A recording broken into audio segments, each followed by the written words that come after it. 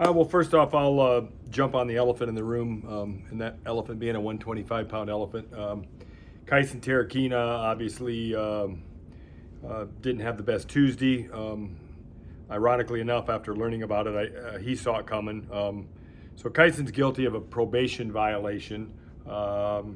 Specifically, he was supposed to reach out to his probation officer before the 1st of February and never ever. He actually did try to reach out to him, kind of, but that's kind of Kaon, kind of. And they never hooked up. And then when he went in last week, his probation officer informed him that, hey, I had to report that you didn't meet your probation meeting. And so Kaon went in Tuesday morning, turned himself in because he had to see the judge again. And now he's got new hoops to jump through, probably an extended probation. But, I think he knew it coming. He didn't obviously run out and tell us right away, like, hey, I might be in jail for a couple hours on Tuesday, but that's where he ended up. So, we're going to deal with it going forward. Kaon, there's no secret. Kaison's had a couple scrapes with the law, and ultimately in this job, you get kids at 18 years old, and usually you turn them loose at 23 and sometimes 24 now. And you hope to see progress outside of the wrestling room as well as inside of the wrestling room. So I'm going to be the first to stand up for Kaon and say that what we've seen this year has been a better version every year. I like the way he's trending. Obviously, he's not getting his hand raised as much as he wants to right now, but I think we can all agree he's right there from a wrestling standpoint. But more importantly to me is just his character, his responsibility, his grades, what kind of teammate he is, have all been really, really good. So, he needs to learn from this. I told him, I know he was really disappointed in himself. He got up in front of the team yesterday and apologized and said he's sorry for letting him down, and he should have cleaned up that detail, and it was a detail. And I don't think he thought it was going to bite him in the butt, but it bit him in the butt. So he's got to continue to get better, and that's what we talk about. I said, hey, if you learned something from this, then good for you. I know your next question is going to be is what are you going to do with him Sunday? And I don't know what we're going to do with him Sunday yet. We got to get through practice a couple more days. But, as far as being bad graces with the team, kind of the opposite. He's been better every year and a little bit more responsible. And there's no question he's a great talent. But, over the years we've had a lot of inconsistency kind of away from the room. Nothing terrible, just dumb college kid stuff. So, he's got to continue to grow up, and that's on him. Another elephant. How's Feldkamp doing? Oh, that's a bigger elephant. He's doing good. Right now the plan is for him to go this weekend. So he's got to train really hard this week, and we're excited about him. So he's excited. It's his last. He didn't get to wrestle. We lost a match this year because of something, I remember, weather, I guess. Yeah. So, one thing he was really looking forward to when he came here his last year was to compete in Hilton. So, we need him, and he's excited to be in Hilton this weekend. So we're excited about that. What did you learn from the matchups between Carr and O'Toole last season? I tell you what I learned at Missouri. Sitting in the corner sometimes where we sit, pretty darn good tickets, pretty darn good tickets. And I couldn't believe how two guys moved around and kind of scaled that mat as athletic and quick and sharp as those two guys were. I've sat mat side a lot of times, but I don't know if I've ever sat mat side when there's been that quality of two athletes out there. And then of course, getting to do it at the Big 12, I was a little bit more knowing what I was going to get used to. Keegan O'Toole is a two-time NCAA champ for a reason. So I think it's a great, I'm a promoter, and it's the best match in college wrestling this year until we get to the postseason.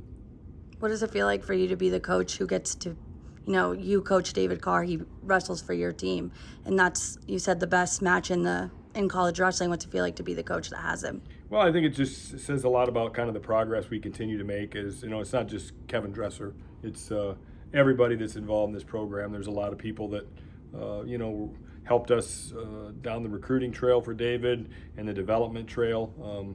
There's a ton of people that have been involved in his development, and Coach Metcalf, Coach St. John, obviously his father's around a lot, and just a lot of coaches. You see a guy right now that's really confident, and that's really important to be this time of year. He's really confident.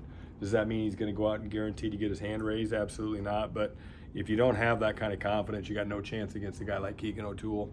So man, he just really feels good right now. His mojo is as good as I've ever seen it as long as he's been here. You might have just answered my question, but a couple weeks ago you said that David Carr is the best wrestler in the nation when he's feeling good. My question is, how does David feel this week? He feels good. It's the scary part of going out there, especially against a guy that's got a lot of tools, is you start thinking about all of his tools and then you start shutting down a little bit. And I'm going to encourage David to let it fly because he's got a lot of tools too. Kaon O'Toole doesn't hold back, and David, the matches he won, he didn't hold back either. And so I do believe that if David Carr goes and opens up, I don't think anybody can stay with him. And that's not dissing Kaon O'Toole, because David's just got so many tools. He's so athletic. He's so explosive. But we'll wrestle and see what happens. There are Go ahead, Rob. a lot of matches on paper that look challenging, but Yeah. the next one that leaps off the page is heavyweight with Younger and Elon. What do you expect out of that one? Yeah, what are they, like 39-0 between the two of them, and 3 versus 5, and a bigger guy than Younger. But again, talking about confidence, Younger has plenty of it, right? Plenty of it. That's all I can say. He's got plenty of it. How does the approach when you're looking? I mean, I know you guys don't like to look ahead too much, but when you know there's a potential line in the Big 12s and the NCAAs between O'Toole and Carr, I mean, how does the approach change for something like that? Well, I think both those guys have to get there because that's a really good weight. There's a lot of good weights, but I think arguably all the wrestling experts out there would say that 165. So, from the quarterfinals to the semifinals to the finals, if you take your eye off the ball there with any of those 6 or 8 guys, you're in trouble, because it's going to be a really, really good quarterfinals bracket when we get to Kansas City. Another guy that'll have a good match will be Chittum. He had a tough loss against you and I. How have you seen him bounce back and really prepare for this upcoming matchup? Well, Chittum's a really hard worker. He shows up all the time, spends a lot of time in the room in the morning with Metcalf. Tremendous hard worker, and so he'll be all right. He likes to compete, and he's already proven he's went out and beat some really good guys this year, and he lost to a really good guy. The UNI guy was a really good guy, and so you just got to figure out ways to go out. And this guy's really hard to score on, doesn't do a lot. He's got to be really smart with this guy. So it's a different style than he's probably wrestled all year. As someone who hasn't seen Carr and O'Toole wrestle, what do you think Carr needs to do well in that match to, versus the last time they went out, kind of improve on necessarily? I think just be ready to wrestle and get after it. I don't think he had a very good, and I think he would agree with me, I don't think he had a very good day that day, just in terms of his approach to the whole day.